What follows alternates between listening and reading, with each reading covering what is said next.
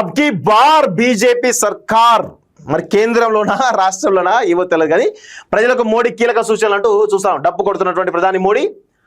So మీకు ఎక్కడ కూడా నిన్న విచిత్రం ఏంటంటే బండి సంజయ్ 2 సార్లు నిన్న మోడీ సంబంధించిన 2 కార్యక్రమాల్లో పాల్గొన్నాడు. ఒకటి ఈ హెచ్ఐసిసిలో జరిగినటువంటి ప్రారంభోత్సవంలో పాల్గొన్నాడు.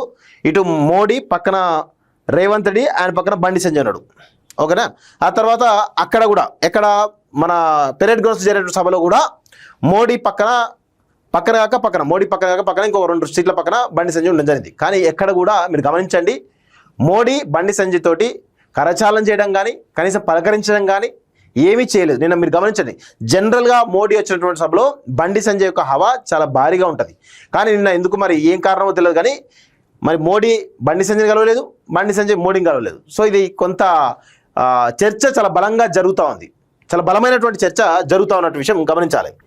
పవర్ సెంటర్ నేనే, మా ప్రభుత్వంలో అస్తిత్వం ఉండదు, ఇకపై అసలైనటువంటి లౌకిక సామాజిక న్యాయం చూస్తారు, త్వరలో ఆర్థిక పరిస్థితిపై శ్వేతపత్రం విడుదల, తమిళనాడు సీఎం విజయ్, సీఎంగా విజయ్, మంత్రులుగా 9 మంది ప్రమాణ స్వీకారం అంటూ చూస్తా ఉన్నాం. విజయ్ క్యాబినెట్ లోట తెలుగు బిడ్డ కీర్తనట.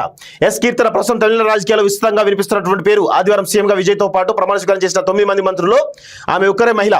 ప్రతిభ ఉంటే ఎక్కడైనా రాణిస్తారనే దానికి కీర్తన జీవితం ఒక ఉదాహరణ. తమిళనాడులోని శివకాశి నియోజకవర్గం నుంచి టీవీకే పార్టీ అభ్యర్థిగా గెలిచి ఇప్పుడు 29 ఏళ్ల పిన్న వయసులోనే ఏకంగా రాష్ట్ర క్యాబినెట్ లో మంత్రిగా చోటు దక్కించుకున్నటువంటి కీర్తన సంపత్ ఆంధ్ర మూలాలు కలిగినటువంటి కుటుంబం నుంచి వచ్చినటువంటి వారు కావడం గమనార్హం. కీర్తన పూర్వీకులు ఆంధ్ర నుంచి తమిళనాడుకు వెళ్లి విరుదునగర్ లో సెటిల్ అయ్యారు.